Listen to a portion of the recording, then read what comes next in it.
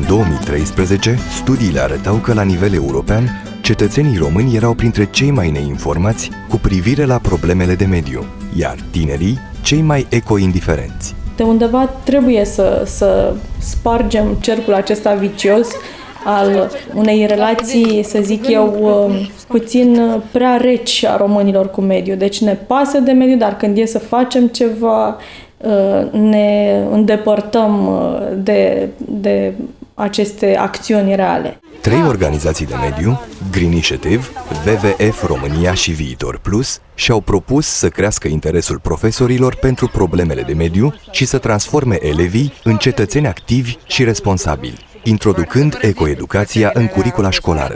Și va fi un alt fel de curs pentru care la bază principiile educației pentru dezvoltare durabilă. Nu vorbim doar de protecția mediului, vorbim de gândire sistemică, vorbim de abordare practică, vorbim de participare, vorbim de lucruri care nu sunt integrate de multe ori ca principii în educația formală. Ceea ce faceți astăzi prin acest program educațional înseamnă o completare extraordinară a unor inițiative locale sau naționale de a investi în mediu. În prima etapă, am creat o echipă formată din profesori interesați de educație de mediu, selectând 14 profesori autori din 6 județe, având experiențe diferite și viziuni complementare.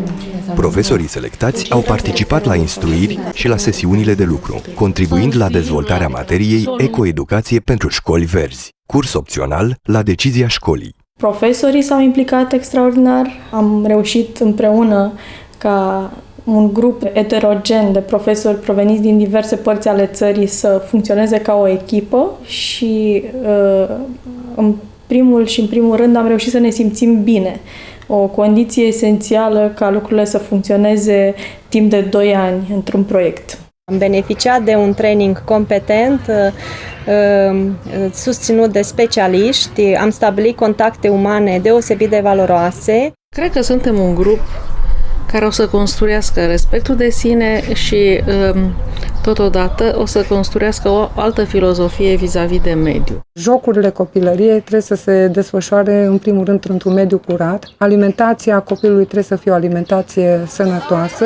Cursul ăsta de libertate a profesorului și implicit a copilului să relaționeze cu mediul, ceea ce e foarte important, să poți să simți natura nu cu capul, nu acolo, ci cu sufletul. Asta ne propunem noi, să trecem de la tipul acela de discurs clasic despre mediu la activități, fie și unele foarte mărunte, dar care să poată fi integrată în viața de zi cu zi a fiecărui elev și care, de fapt, prin efect cumulativ, să creeze o schimbare mai mare. Cu implicarea profesorilor, experților și voluntarilor, echipa de proiect a realizat programa și kitul educativ digital pentru opționalul Ecoeducație pentru școli verzi. Kitul include manualul elevului, având conținut multimedia interactiv, ghidul profesorului și o culegere verde.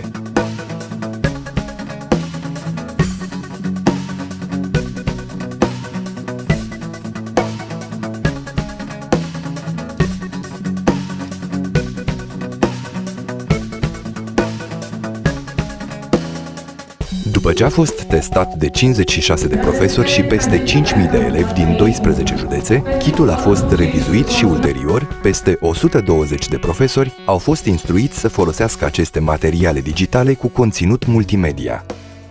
Satul nostru este bogat în resurse naturale, păduri, ape și altele. Da, nu știu, nu. De ce sunteți la nu știu? Nu sunteți de acord? Pentru eu nu știu, pentru că unii oameni văd că taie lemne, defișează copaci, adică... Da? Și ce probleme ați identificat în satul nostru? Defrișarea pădurii. Străzile sunt nemodernizate. V-ați gândit, nu le ce efecte poate avea transportul alimentelor asupra mediului? Mâncare din țara noastră. Am mai văzut prin America grădini pe acoperișuri de bloc. Partea bună a acestui curs este că va fi la dispoziția oricărui profesor din România, dacă vrea, sau la dispoziția oricărei școli, să adopte ceea ce lipsește în sistemul formal. Cursul a stârnit un mare interes în rândul profesorilor și, începând cu anul școlar 2015-2016, este implementat la 75 de clase din 41 de școli într-o etapă pilot, desfășurată în București și încă 6 județe. În școala noastră, din toamnă, vor funcționa 6 clase în care se va aplica un opțional de ecoeducație pentru școli verzi. Este foarte important ca întreaga țară să știe de platforma ecoeducație pentru școli verzi, să o acceseze și să culeagă de acolo elementele care consideră că sunt benefice pentru ei și să le aplice în școlile lor. Opționalul Școli Verzi va da șansa copiilor să se exprime liber, pentru că este foarte practic, pentru că are puțină teorie, dar cu toate acestea are efecte foarte mari asupra mediului. Spre deosebire de un simplu proiect educativ sau ecologic care are o durată pe o săptămână, un opțional implementat în școlile noastre care are o durată de un an sau chiar de mai mulți ani, ar putea schimba comportamentul elevilor față de natură, cu siguranță. Mi-a plăcut că am vorbit despre ce înseamnă o casă eco și ecologia în general și că am făcut jocuri în natură. De când sunt mică îmi place să studiez natura. Mă gândeam să fac o casă lângă casa bunicilor mei la țară, o casă eco. Până atunci o să opresc apa, atunci când mă spăl pe dinți, o să plantez copaci și flori. La școală vreau să propun profesorii de fapt de ecologie să plantăm niște copaci în curtea școlii sau la baie să nu ținem apa deschisă, că mereu se uită apa deschisă. Copiii sunt foarte încântați de faptul că stau mai mult afară, în măsura în care le permite și vremea, și că pot efectiv pune mâna și practica ceea ce le-ați propus dumneavoastră în acest opțional, pentru că nu întotdeauna au ocazia să iasă atât de mult cu părinții, bunicii, locuind printre betoane, și învață foarte multe lucruri cu un impact foarte bun atât asupra lor cât și asupra prietenilor lor, pentru că se duc acasă, povestesc, uite ce am făcut noi la ora de ecoeducație, ce frumos a fost, ce am putut face în parc, ce am văzut, ce am învățat. Foarte multe informații pe care nu au de altundeva de unde să le ia. Deși proiectul viza doar Bucureștiul și alte 5 județe, pe platforma digitală www.școlverzi.ro s-au înscris profesori din toată țara care au descărcat și au utilizat materiale educaționale. Astfel, pentru anul școlar 2016-2017, am primit deja confirmarea a 40 de profesori care vor să susțină 65 de cursuri opționale în școli din 16 județe.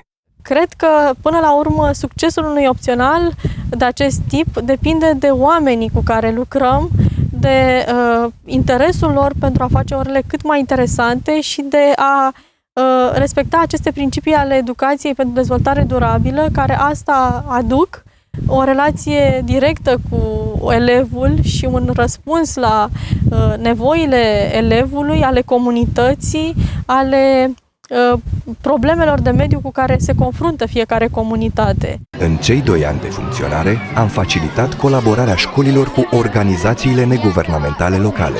Am contribuit la crearea de rețele locale de suport pentru ca școlile să deruleze proiecte relevante pentru elevi și comunitatea din care provin. În Școli Verzi, exact asta promovăm, colaborarea cu ONG-urile, astfel încât activitățile din timpul orelor de curs să devină și mai interesante, și mai legate de viața reală, și mai legate de soluții pe care ONG-urile, prin activitatea lor, le propun la problemele de mediu cu care ne confruntăm. Ca să poți să creezi sisteme sustenabile, e bine să existe oameni care să lucreze în sistemele astea. Și atunci, din clasa 1, din clasa 2, ar trebui să învățăm pe copii cum să crească un pom, cum să-și planteze mâncarea și cum să respecte natura. Formula aceasta de colaborare între profesori, sistemul formal, ONG-uri și atâția alți actori care de fapt fac parte din conceptul Școli Verzi, e o formulă care dă un exemplu extraordinar de colaborare și asta este de asemenea una din metodele prin care cursul sperăm să aducă o schimbare de viziune și de atitudine.